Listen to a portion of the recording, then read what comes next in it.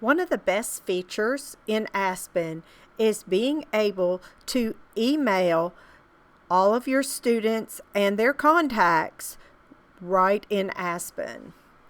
So if you'll go to your Student Top tab and then go to Options, Send Email, you will see that, oh, look, it looks like no one shows up. However, that's because none of these test students actually have an email address in Aspen. But if you will uncheck Students and check Contacts, you'll see that all of the contacts for the students listed are showing here. Then all you have to do is add your subject,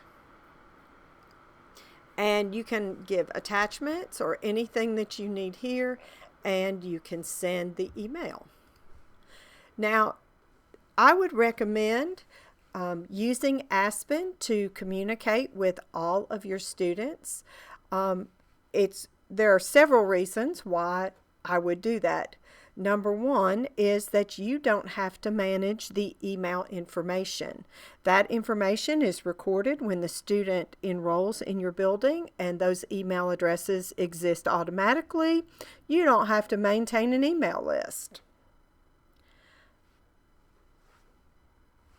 The second reason is that if you have any students that come from a split household, normally when you collect email addresses, you are only collecting the ones that either show up for open house or the ones that the parent that the student lives with fills out.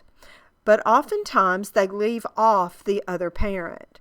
So in here, if they are listed in registration as one of the official contacts with legal rights to the student record, then they will also be included in your email list when you send home parent notifications.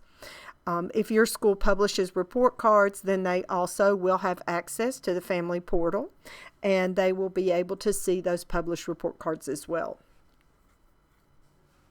Now, sometimes you're not going to want to send an email to everybody on your list. So it's really important that you know how to get the single students by themselves. So if I'm going to send an email to Buddy the Elf's family, I want to isolate Buddy the Elf because Aspen only sends to people that are displayed on the page.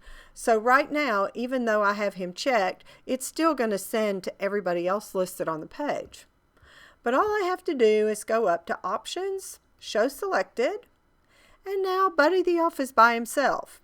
And I can go to Options, Send Email, check the contact box, and you can see now that Santa Claus is the only one that's listed as a recipient of this email.